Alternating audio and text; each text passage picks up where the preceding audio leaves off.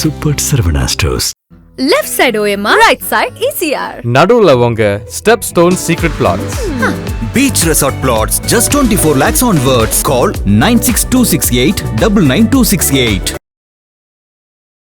மதுரையை பொறுத்தளவுக்கு திமுகவுக்கு எல்லா தொகுதியுமே ஒரு ரிஸ்கான தொகுதி தான். கிழக்கில் வெற்றி பெற்றிருந்தாலுமே கூட இந்த முறை ஒரு அதிருப்தி இருக்குது, ஒரு ஆன்டி இன்கம்பன்சி இருக்குது, ஒரு ஆட்சி மாற்றத்துக்கான ஒரு எதிர்பார்ப்பு இருக்குது. அப்படிங்கிறப்ப சவாலான விஷயம் தான். குறிப்பாக இந்த தொகுதி என்னன்னா மார்க்சிஸ்ட் கம்யூனிஸ்ட் அதோட கோட்டையாகவே இருந்திருக்கு அப்படிங்கிறத பார்க்கலாம். அதிக முறை திமுகவோடையோ அதிமுகவோடையோ கடந்த காலங்கள்லேயோ கூட மார்க்சிஸ்ட் இங்கே பெருவாரியான வெற்றி பெற்றிருக்காங்க அப்படிங்கிறத பார்க்குறோம்.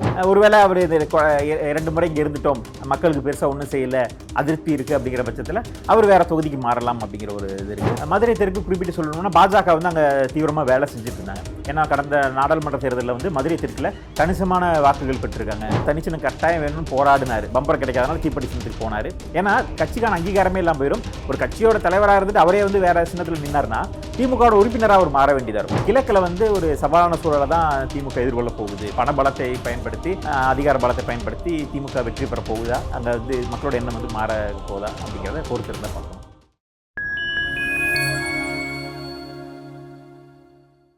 ஃபைன் டைம் நேயர்களுக்கு வணக்கம். இன்று நம்மோடு இணைந்திருப்பவர் அரசியல் விமர்சகர் திரு ரஞ்சித்குமார் அவர்கள். வணக்கம் சார். வணக்கங்க சார். எலெக்ஷன் வேறு நெருங்கிருச்சு. இதில் என்னென்னு பார்த்தீங்கன்னா, அந்த மதுரை மாவட்டத்தில் யாருக்கு வெற்றி வாய்ப்பு அதிகமாக இருக்குன்றது நம்ம இன்றைக்கி இந்த டாப்பிக்கில் இன்றைக்கி பேசலாம். ஏன்னா மதுரை ஒரு 10 தொகுதிகள் அடங்கிய ஒரு மாவட்டம். ரொம்ப ஒரு முக்கியத்துவம் வாய்ந்த மாவட்டம். தமிழ்நாட்டில் கல்ச்சராக இருந்தாலும் சரி, பல விஷயங்களாக இருந்தாலும் சரி, உணவாக இருந்தாலும் சரி, மதுரை ரொம்ப முக்கியத்துவம் வாய்ந்த ஒரு மாவட்டமாக பார்க்கப்படுது. ஸோ அந்த விஷயத்தில் அரசியலும் அங்கே எந்த கட்சியாக இருந்தாலும் சரி மதுரையை கைப்பற்றணும்னு பார்க்குறாங்க. ஸோ இந்த நம்ம ஒரு தொகுதியாக பார்த்துருவோம். நிச்சயமாக மதுரை கிழக்கில் நம்ம அதுவும் ஒரு ஸ்டார் தொகுதியாக தான் இருக்குது. ஏன்னா இன்றைக்கி பேர் போன அமைச்சர் மூர்த்தி அவர்கள் தொடர்ந்து நம்ம மதுரைன்னு சொல்லும்போது பல முறை அவரோட பேரை நம்ம சொல்ல வேண்டியதாக இருக்குது. எல்லா தொகுதி பேசினாலும் அவர் பேர் அடிப்படை தொகுதியில் இருந்தாலும் அவர் பேர் அடிப்படாமல் இல்லை. அப்போ அவரோட சொந்த தொகுதி மதுரை கிழக்கு அவர் 2 முறை வெற்றி பெற்றிருக்கார் அப்படிங்கிறத பார்க்குறோம். குறிப்பாக இந்த தொகுதி என்னன்னா மார்க்சிஸ்ட் கம்யூனிஸ்ட் அதோட கோட்டையாகவே இருந்திருக்கு அப்படிங்கிறத பார்க்கலாம். அதிக முறை திமுகவோடையோ அதிமுகவோடையோ கடந்த காலங்கள்லேயோ கூட மார்க்சிஸ்ட் இங்கே பெருவாரியான வெற்றி பெற்றிருக்காங்க அப்படிங்கிறத பார்க்குறோம். ஆனாலுமே கூட திமுக இந்த தொகுதியை தங்கள் வசம் வச்சுக்கிட்டு திருப்பரங்குன்றத்துக்கு மார்க்சிஸ்ட்டை அனுப்பிச்சுட்டு மார்க்சிஸ்டோட கோட்டையை தங்களுக்கு பயன்படுத்திட்டாங்க. மார்க்சிஸ்ட் திருப்பரங்குன்றத்தில் போய் போட்டிட்டா பாஜக ஃபேவராக தானே சார் முடியும். சரி, ஓகே, நம்ம அதை அங்கே திருப்பரங்குன்ற தொகுதி வரும். ஆனால் போன முறை அதிமுகவோட நேரடியாக அதிமுகவோட மார்க்சிஸ்ட்டை மோத விட்டுட்டு இந்த தொகுதியை மார்க்சிஸ்ட் வாங்கிக்கிட்டாங்க. ஒரு கூட்டணி தர்மமாக கூட இருக்கலாம். ஏன்னா மார்க்சிஸ்டோட ஓட்டுகள் இங்கே அதிகமாக இருக்குங்கிறப்ப உங்களை கூட்டணி சேர்த்துக்கிறது ஏதோ ஒரு புண்ணியம் இருக்கணும். உங்கள்கிட்ட கொஞ்சம் பலமாக இருக்க தொகுதி எங்களுக்கு கொடுத்தாங்க. கடந்த முறையே திருப்பரங்குன்றத்தில் மார்க்சிஸ்ட் தான் நின்னாங்கன்னு நினைக்கிறேன். கடந்த முறை திருப்பரங்குன்றத்தை மார்க்சிஸ்ட் கொடுத்தாங்க. ராஜன் செல்லப்பா நின்னாரு. சிலப்பா வெர்சஸ் மார்க்சிஸ்ட் ஒரு லேடி அவர்கள் இருந்தாங்க. கிழக்குல இருந்து அவர்கள் கிழக்கு கொடுத்திருந்தா ஒருவேளை மார்க்சிஸ்ட் ஒரு வெற்றி வாய்ப்பா இருந்திருக்கும். ஆனால் ஏன்னா 6 தொகுதி கொடுத்தாங்க, அதில் 2 தான் வெற்றி பெற்றாங்க. ஒருவேளை கிழக்க வாங்கியிருந்தால் மார்க்சிஸ்ட் அவர் இந்த தொகுதியை வெற்றி பெற்றிருக்கலாம். ஆனால் அதை திமுக தன்வசம் வச்சுக்கிச்சு. ஸோ இங்கே கிழக்கு ஒரு நம்ம சொன்ன மாதிரி பெரும்பாலும் மார்க்சிஸ்ட் நிற்கிறாங்க. அதிமுக ஒரு சில தடவை ஜெயிச்சிருக்காங்க. மாறி மாறி வரக்கூடிய சூழல் தான். நம்ம மேலூர் மாதிரியோ மற்ற தொகுதி மேற்கு மாதிரியோ இல்லாமல் இங்கே என்னென்னா ஒரு மாற்றம் இருந்துகிட்டே இருக்குது அப்படிங்கிறப்ப ஸோ திமுக மார்க்சிஸ்டோட ஓட்டுகளை வாங்கி இங்கே வெற்றி பெற்றாங்க. ஸோ இந்த முறை மூர்த்தி அவர்கள் எப்படியாவது ஜெயிச்சாகணும். ஒருவேளை திமுக ஆட்சிக்கு வரும் பட்சத்தில் வெற்றி பெற்று வந்தால் அமைச்சராகலாம். அதனால இந்த தொகுதியை விடக்கூடாதுன்னு தீவிரமாக வேலை செய்கிறார். ஸோ ஒருவேளை இந்த கிழக்கு தொகுதியை மார்க்சிஸ்ட் கொடுத்துட்டா வேற எந்த தொகுதியில் மூர்த்தி நிற்க வாய்ப்பு இருக்குது? மூர்த்தி அவர்கள் இந்த தொகுதியை விட்டு கொடுக்க மாட்டார் அப்படிங்கிறது தான் தீவிரமாக இருக்குது அப்படிங்கிறாங்க. ஒருவேளை அவர் 2 முறை இங்கே இருந்துட்டோம், மக்களுக்கு பெருசாக ஒன்றும் செய்யலை, அதிருப்தி இருக்குது அப்படிங்கிற பட்சத்தில் அவர் வேறு தொகுதிக்கு மாறலாம் அப்படிங்கிற ஒரு இது இருக்குது. வேட்பாளர் தேர்வு ஏன்னா தேமுதிக உள்ள வந்திருக்காங்க, கூட்டணிகள் இருக்குது, காங்கிரஸ் என்னென்ன தொகுதி ஒதுக்க போகிறாங்க, இதெல்லாம் பொறுத்து இருந்து தான் பார்க்கணும். மதுரையை பொறுத்தளவுக்கு திமுகவுக்கு எல்லா தொகுதியுமே ஒரு ரிஸ்கான தொகுதி தான். கிழக்கில் வெற்றி பெற்றிருந்தாலுமே கூட இந்த முறை ஒரு அதிருப்தி இருக்குது, ஒரு ஆன்டி இன்கம்பன்சி இருக்குது, ஒரு ஆட்சி மாற்றத்துக்கான ஒரு எதிர்பார்ப்பு இருக்குது அப்படிங்கிறப்ப ஸோ மூர்த்தி அவர்களுக்குமே ஒரு சவாலான விஷயம் தான். இப்போ மத்தியில் வேணுமென்றே பிடிஆர் அவர்களை தோக்கடிச்சாலுமே கூட கிழக்கில் ஒரு சவாலான சூழலை தான் திமுக எதிர்கொள்ள போகுது அப்படிங்கிறத பொறுத்து இருந்தால் பார்க்கணும். ஸோ இந்த தொகுதி கேள்விக்குறியான தொகுதி. ஒரு இழுபறின்னே பார்த்துக்கலாம். பண பலத்தை பயன்படுத்தி, அதிகார பலத்தை பயன்படுத்தி திமுக வெற்றி பெற போகுதா, இல்லை மக்களோட அங்கே மக்களோட போதா அப்படிங்கிறத பொறுத்து இருந்தால் பார்க்கணும். ஓகே, நம்ம அடுத்த தொகுதியை நம்ம எதை பார்க்க போகிறோம்? மதுரை தெற்கு. மதுரை தெற்கு குறிப்பிட்டு சொல்லணும்னா பாஜக அங்கே தீவிரமாக வேலை செஞ்சுட்டு இருந்தாங்க. ஏன்னா கடந்த நாடாளுமன்ற தேர்தலில் மதுரை தெற்கில் கணிசமான வாக்குகள் பெற்றிருக்காங்க. மதுரையிலேருந்து ஒரு கவுன்சிலரும் கூட ஜெயிச்சிருக்காங்க. பாஜக ஒரு மாமன்ற உறுப்பினர் ஜெயிச்சிருக்காங்க. அப்போ மதுரையை ஒரு ஃபோக்கஸ் பண்ணிக்கிட்டு இருக்காங்க. சிட்டிங் எம்எல்ஏனா மதிமுக பூமிநாதன் அவர்கள் கடந்த முறை வந்து கிழக்கு தொகுதிகளில் போட்டிட்டு இருக்காரு. 2006 காலகட்டங்களில் போட்டிட்டு தோல்வி ஏற்பட்டார். ஆனாலுமே கூட இந்த முறை வந்து திமுக கூட்டணியில் அவங்களுக்கு ஒரு சாதகமாக இருந்திருக்கு. ஆனால் திமுக சின்னத்தில் நின்றுருக்கார். ஸோ இந்த முறையும் வந்து தனிச்சின்னம் கேட்டுக்கிட்டு இருக்காங்க. தனிச்சின்னத்தில் நின்னா அவரோட செல்வாக்கு எப்படி இருக்க போகுதுன்றதை பொறுத்திருந்து பார்க்கணும். ஸோ பூமிநாதன் அவர்கள் ஏற்கனவே சிட்டிங் எம்எல்ஏவாக இருக்கனால அவர் மேலே ஒரு நல்ல ஒரு பேர் இருக்குது அப்படின்னு சொல்கிறாங்க. அதனால் அவருக்கு மீண்டும் வந்து வாய்ப்புகள் அதிகமாக இருக்குது. இப்போ மதிமுக சார்பாக அவர்கள் கேட்கக்கூடிய சீட்டில் 3 சீட்டோ 6 சீட்டோ எந்த சீட்டு கிடைச்சாலும் இவருக்கு ஒரு சீட்டு கொடுக்கறதுக்கான வாய்ப்புகள் அதிகமாக இருக்குது. அது மதிமுக சின்னத்தில் நின்னா சின்னம் இல்லாமல் இருக்கிறாங்க. அவர்களுக்கு ஏதோ தனி சின்னத்தில் நின்னா அது எந்த அளவுக்கு வெற்றி வாய்ப்பாக மாறும், இல்லை வந்து அது அவர்களுக்கு பாதகமாக மாறுமா, இல்லை திமுக சின்னத்திலே சமரசம் செஞ்சுட்டு போகிறாங்களா அப்படிங்கிறத பொறுத்திருந்து பார்க்கணும். ஏன்னா துரை வைகோ அவர்கள் வந்து திமுக சின்னத்தில் நிற்கிறனால நமக்குன்னு ஒரு அடையாளம் இல்லாமல் போயிடும், காலப்போக்கில் கட்சி இல்லாமலே போயிடும். ஏற்கனவே அவர் அழுதுட்டாரு. அதனால ஏன்னா அவரும் போன முறை வந்து நாடாளுமன்றத்தை தனிச்சின்னம் கட்டாயம் வேணும்னு போராடினாரு. தீப்பெட்டி சின்னத்தில் தீப்பெட்டி இது பம்பர் கிடைக்காதனால தீப்பெட்டி சின்னத்துக்கு போனார்.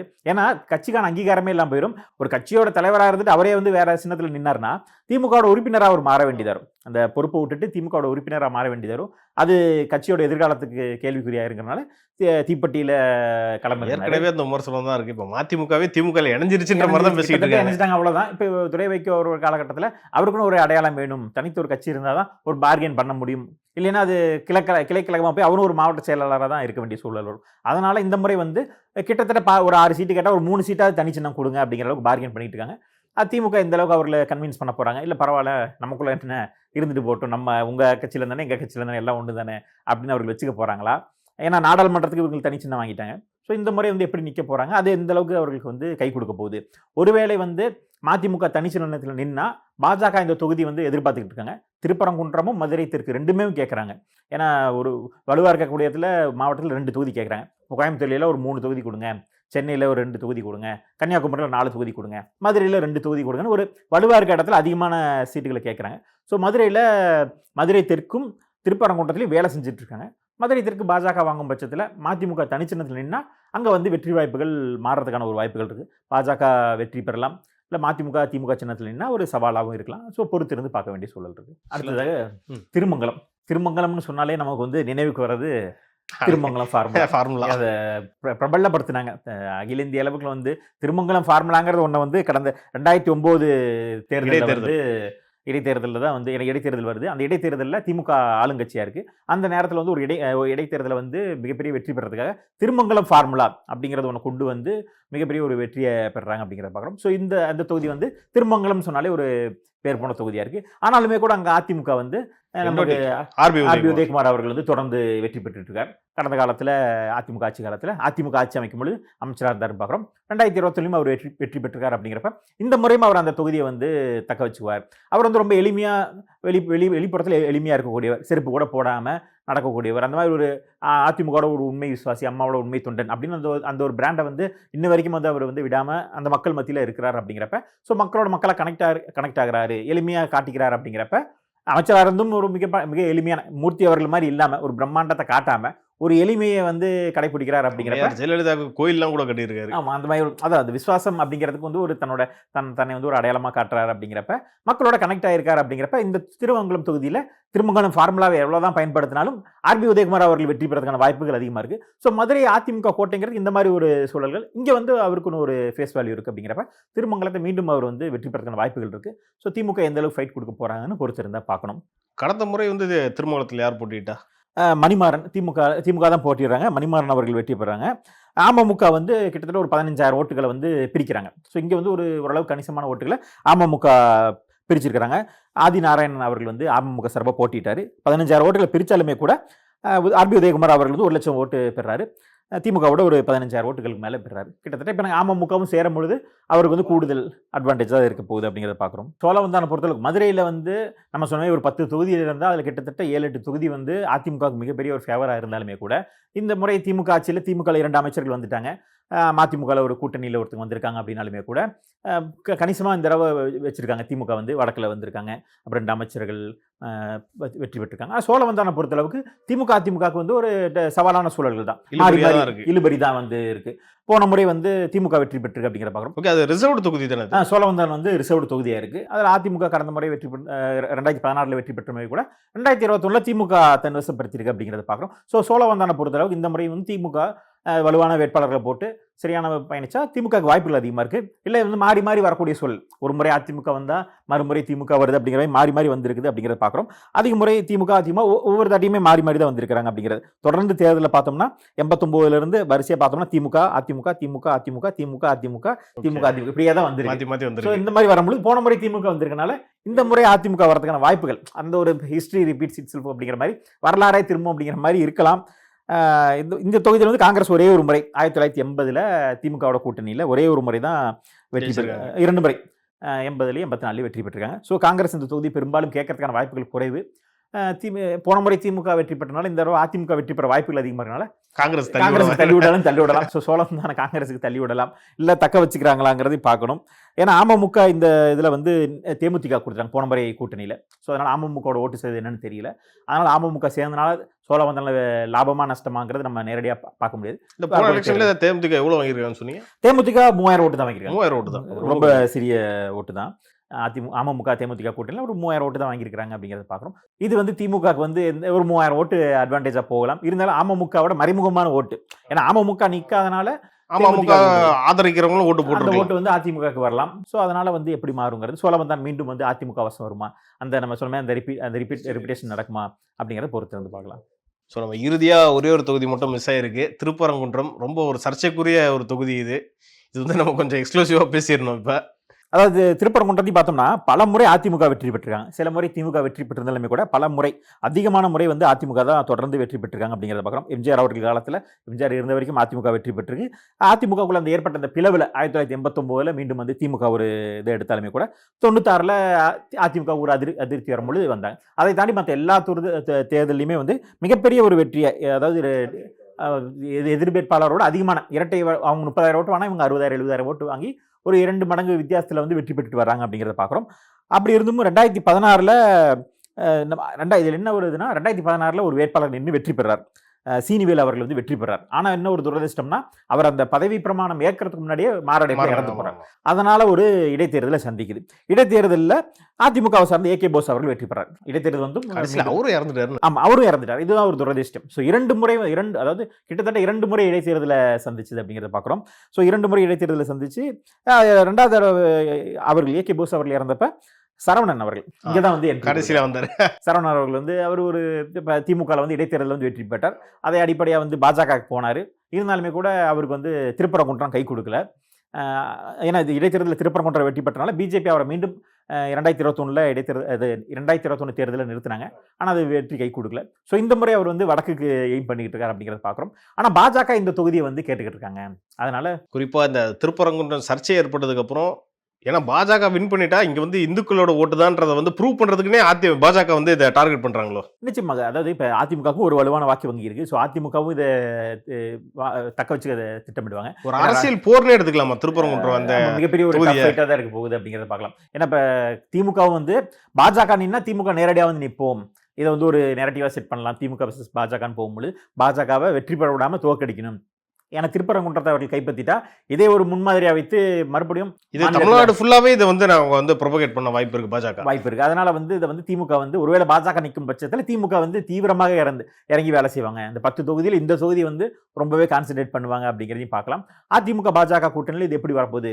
நம்ம சொன்ன மாதிரி ராஜன் செல்லப்பா அவர்கள் வந்து அவரோட பழைய தொகுதிக்கே போக போறாரா, இல்லை இங்கேயே நிற்க போறாரா, சிட்டிங்கில் இருக்கக்கூடியது தக்க வச்சுக்க போறாரா, விட்டு கொடுக்க போறாரா, எடப்பாடி அவர்கள் என்ன முடிவு எடுக்க போறாங்க, பாஜக எந்த அளவுக்கு வந்து அதை வந்து ஃபைட் பண்ணி வாங்க போறாங்கிறத பொறுத்து இருந்து பார்க்கணும். ஸோ அதை பொறுத்து தான் இந்த தொகுதி ஆனால் ஒரு பேசும் பொருளாக கடைசி வரைக்கும் ஒரு பரபரப்பாகவும் பேசும் பொருளாகவே இருக்கும். ஏன்னா இன்னும் வரைக்கும் அந்த சர்ச்சை அடங்கலை. இன்னும் வந்து தீபம் ஏற்றோன்னு இவர்கள் போராடி, அண்ணாமலை நேற்று கூட தீபம்லாம் ஏற்றிருக்காங்க, கந்த சஷ்டி பாடுறாங்க. அந்த திருவண்ணாமலை மாதிரியே திருப்பரங்குன்ற தொகுதியுமே அந்த மலையை வந்து சுற்றி வந்து கிரிவலம்லாம் வாங்க, அதை வந்து ஒரு பீப்புள் மூமெண்ட்டாக எடுக்கிறாங்க. எப்படி அயோத்தியா வந்து கர சேவை செய்யணும்னு சொல்லி மக்களை இது பண்ணாங்க, அது வந்து ஒரு போலரைசேஷன் உருவாக்குச்சோ அந்த மாதிரி இப்போ திருப்பரங்குன்றம் வந்து ஒரு சென்டர் ஆஃப் த டாப்பிக்காக இருக்குது. அதை சுற்றி மக்கள், ஏன்னா இது வந்து உரிமை பெருக்கப்படுது அப்படிங்கிறப்ப மக்களும் வராங்க. ஸோ இது வந்து ஒரு போலரைசேஷனுக்கான ஒரு பாயிண்டாக வந்து, ஏன்னா யூபி மாதிரி மாநிலம்ல கிட்டத்தட்ட அங்கே வந்து ஹிந்துத்துவ அந்த சித்தாந்தம் வந்து ஊறி போன ஒரு மாநிலம்னு சொல்லலாம். அங்கேயே வந்து பாஜக அயோத்தியில் தோக்குறப்ப இப்போ தமிழ்நாட்டில் வந்து அவங்களுக்கு வந்து வெற்றி கொடுக்குமான்றது கேள்வி வருது. அதாவது வெற்றி தோல்விங்கிறது அந்த களத்தில் இருக்கக்கூடிய சூழல்களை பொறுத்து. அங்கே வந்து சமாஜ்வாதி வந்து ஒரு ஸ்மார்ட்டான மூவ் பண்ணாங்க அப்படிங்கிறத பார்க்குறோம். ஸோ அது ஒரு கன்சல்டேஷன் ஏற்பட்டுச்சு. காங்கிரஸ், சமாஜ்வாதி எல்லாரும் ஒன்று சேர்ந்து நிற்கும் பொழுது அதோட இம்பாக்ட் வேறையாக இருந்துச்சு. ஸோ வெற்றி தோல்விகள் மாறி மாறி வரும். ஒரு தொகுதி இந்த இப்போ திருப்பரங்குன்றம் தொகுதியில் இந்த ஒரு இது மட்டுமே முடிவெடுக்க முடியாது. பொது நடுநிலையாக இருக்கக்கூடியவர்கள் வந்து இது வந்து வேற மாதிரி கூட சிந்திக்கலாம். ஸோ திமுகவோட நெரேட்டிவ் வந்து அவர்கள் மதவாதம் பண்ணுறாங்க அப்படின்னு சொல்லி நடுநிலை இந்துக்களோட ஓட்டை கூட பிரிக்கலாம். ஸோ சிறுபான்மையினர் ஓட்டு வந்து அச்சப்பட்டு அவங்கள வந்து பயப்படுத்தி திமுக அவங்களோட ஓட்டை வாங்கலாம். ஸோ இதெல்லாம் ஒரு காரணமாக அமையும். ஆனால் வந்து இது ஒரு பேசு பொருளாகவும் இது ஒரு அஜெண்டாவாகவும் ஒரு முன்னெடுத்து போகிறதுக்கு ஒரு காரணமாகவும் இருக்கும். இப்போ பாஜக ஏன் வரணும், இந்துக்களோட உரிமை பறிக்கப்படுது, அதை மீட்டெடுக்கணும் அப்படிங்கிற பேசுறதுக்கு சித்தாந்த ரீதியான போராதான் இருக்கும். நிச்சயமா திமுக வந்து வளர்த்துறதுக்கு ஒரு காரணத்தை உருவாக்குது. இது இயல்பா விட்டுருந்தா யாரோ சொன்னாங்க 1/2 லிட்டர் எண்ணெய் வாங்கி 2 திரியை வாங்கி கொளுத்திட்டு போயிருப்பாங்க, விட்டுருந்தா அவங்க பாட்டு கொளுத்திட்டு அடுத்த நாள் இது பேசு பொருளாக இருந்திருக்காது. இன்னும் வரைக்கும் இதை வந்து இழுத்துட்டு போறது, கலெக்டர் எஸ்பி எல்லாம் அதில் வந்து முட்டுக்கட்டை போட்டு இது ஒரு என்டையர் கவர்மெண்ட் மிஷினரியவே வந்து நீங்கள் தூரம் அதை இறக்கும் பொழுது அது வந்து இன்னும் பேசு பொருளாகுது. உரிமை மறுக்கப்படுதுங்கிறப்ப அவர்கள் வந்து கட்சிகளிடையே ஒரு ஈகோ கிளாஷ் வந்து நீ இவ்வளவு பெரிய இடத்துல வந்து நிக்குது. நிச்சயமா வந்து அது வந்து ஒரு பெரிய போலரைசேஷன் ஏற்படுது. இது வந்து எல்லா பகுதியிலுமே வந்து ஒரு கன்சல்டேஷன் உருவாக்கும். சாதாரணமாக இருக்க இந்துக்கள் கூட நம்மளோட உரிமை மறிக்கப்படுதோ, ஏன்னா திமுக இந்துக்கள் விரோதி அப்படிங்கிற ஒரு பிம்பம் இருக்கு, அது வந்து இன்னும் வந்து வலுவாகுது அப்படிங்கிறதுல இந்த இஷ்யூ வந்து ஒரு பேசப்படல. ஒருவேளை வந்து திருப்பரங்குன்றம் பகுதியை வந்து தொகுதியை வந்து அதிமுகவே நிக்கிறாங்கன்னா பாஜக இந்த இடத்துல தோக்குறாங்கன்றத முன்னாடி ஒத்துக்கிட்டாங்கன்ற நம்ம எடுத்துக்கலாமா? இல்லை, அதிமுக வந்து ஏன்னா அது கோட்டையாக இருக்குது. கிட்டத்தட்ட அதிக முறை வந்து அதிமுக வெற்றி பெற்றிருக்கு அப்படிங்கிறத பார்க்குறோம். அதனால இது வந்து தங்கள் வசமே தக்க வச்சுக்க ஒரு சிட்டிங்கில் இருக்கக்கூடிய அவர் ராஜன் செல்லப்பா அவர்கள் சிட்டிங்கில் இருக்காரு. ஸோ அதனால் அவருக்கு விட்டு கொடுக்காம அவர் அந்த தொகுதியில் வந்து தக்க வைக்கிறதுக்கும் அதிமுக முயற்சி பண்ணும். ஸோ அது அவர்களோட கட்சியோட தர்மம். கூட்டணிக்காக விட்டு கொடுப்பாங்களா, இது வந்து அதிமுகவோட ஓட்டுகள் அங்கே டிரான்ஸ்ஃபர் பண்ணி பாஜக வெற்றி பெற வச்சு இது பாஜக வளர்றதுக்கு அதிமுக விருப்பப்படுவான். என்னதான் கூட்டணியாக இருந்தாலும் கூட்டணி கட்சி வளர்த்துறது வந்து அந்த அளவுக்கு விரும்புவாங்களா? ஏன்னா இது வந்து நாளைக்கு பாஜகவோட கோட்டையாக மாறிடும். ஒருவேளை வெற்றி பெற்றுட்டா இதே ஒரு காரணமாக வச்சு இந்த மாதிரி பல தொகுதிகளில் பாஜக வேலை செய்ய ஆரம்பிக்கும் பொழுது நாளைக்கு பாஜக வளர்ந்து வந்துடும் அப்படிங்கிறத அதிமுகவுமே பெருசாக விரும்புவாங்களா? திராவிட கட்சிகள் வந்து ஒரு தேசிய கட்சிகளை அரவணைச்சுக்குவாங்க, ஆனால் வளர்த்துட மாட்டாங்க. காங்கிரஸை கூடவே வச்சிருந்து எப்படி அமைத்தியே வச்சிருக்காங்களோ திமுக, அந்த மாதிரி பண்ணதான் அதிமுக திட்டமிடுவாங்க. ஸோ அதனால் பொறுத்திருந்து பார்ப்போம் என்ன நடக்குது, எப்படி நடக்குதுன்னு. ஓகே, நம்ம மதுரை பற்றி கொஞ்சம் நம்ம இன்னைக்கு நிறையவே அலசி ஆராய்ஞ்சிட்டோம். ஸோ எதாக இருந்தாலும் நம்ம எலெக்ஷன் வரைக்கும் பொறுத்திருந்து பார்ப்போம். மதுரை உண்மையாலே யார் பக்கம் போகுது, எந்தெந்த தொகுதி இழுபறின்றதை நம்ம பொறுத்திருந்து பார்க்கலாம். நேரத்துக்கும் கருத்துக்கும் நன்றி. நன்றிங்க.